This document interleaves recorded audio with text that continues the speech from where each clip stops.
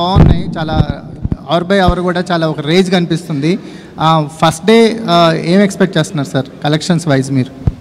అవన్నీ కాదులే కానీ ఈ మధ్యకాలంలో సినిమాలు తీయడంలో ఫస్ట్ ఛాలెంజ్ ఓపెనింగ్ తెచ్చుకుంటాం, మనకు పెద్ద ఛాలెంజ్ అయిపోయింది.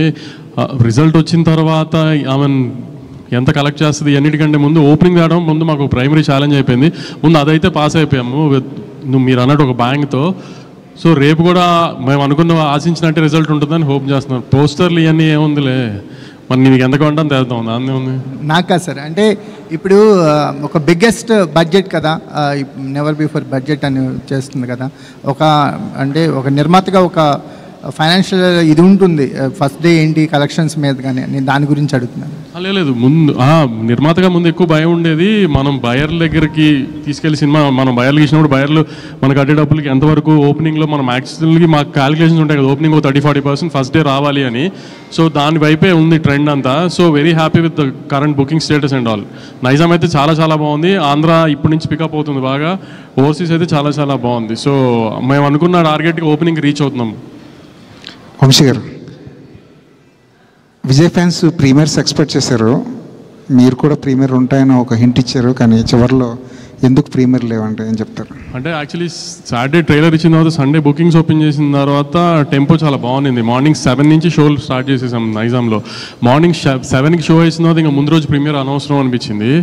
సో కానీ ఇంచుమించుగా యూఎస్లో షో స్టార్ట్ అయ్యే టైం ఇండియాలో 10:30-11 అవుతుంది. ఆ టైంకి స్టార్ట్ అయిపోతుంది. ఇవాళ నైట్ 10:30-11 ఇండియా టైంలోనే యూఎస్లో షో స్టార్ట్ అయిపోతుంది. 2 years నుంచి విజయ్ని గమనిస్తున్నారు కదా, మీరు పర్టికులర్గా ఒక ప్రొడ్యూసర్గా ఒక సినిమా గోయర్గా అబ్జర్వ్ చేసిన విషయం ఏంటండి? ఆయన కూడా మనలాగా ఒక నార్మల్ మనిషి, అనవసరంగా హంగామా చేసి దాన్ని ఇప్పుడు దాకా మీరు చూస్తున్నారు కదా వారం 10 రోజుల నుంచి ఆయన చాలా నార్మల్ మనిషి. ఆయన అసలు హీరోలా కూడా ఇప్పుడు బిహేవ్ చేయరు. అసలు ఇంటర్వ్యూలు ఇవ్వకపోవడానికి మీడియాతో ఇలా ఉండి అలా ఉండే మీరు ఏమైనా గైడెన్స్ ఇచ్చారా? మీరు ఎందుకు అంతగా ఆయనకే పెద్ద టీములు తిరుగుతున్నాయి ఆయన చుట్టూ, ఏం గైడెన్స్ ఏం అక్కర్లేదు. కానీ ఎందుకు ఇప్పుడు మామూలుగా ప్రమోషన్స్ అన్నీ బాగా చేస్తాం కదా, ఇప్పుడు ఆ ప్రమోషన్స్ అన్నిటికీ మెయిన్ గోల్ ఏంటి మాకు ఓపెనింగ్ కదా. ఆ ట్రైలర్ మీద కానీ ఇప్పుడు ఈ లాస్ట్ రిలీజ్ చేస్తున్న పాట మీద కానీ వీఆర్ వెరీ కాన్ఫిడెంట్.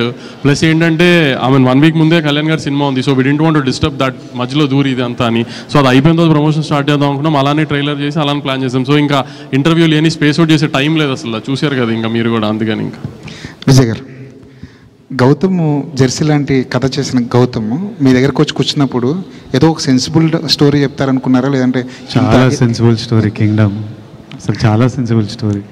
అంటే మీరు సీనియర్ జర్నలిస్ట్గా ఏం ఎక్స్పెక్ట్ చేస్తున్నారు ఈ సినిమా నుంచి? మీరు ట్రైలర్ చెప్పారు కదా, ట్రైలర్లో ట్రైలర్ కథ అంతా చెప్పేసాం, అది ఓకే క్లియర్గా ఉన్నారు.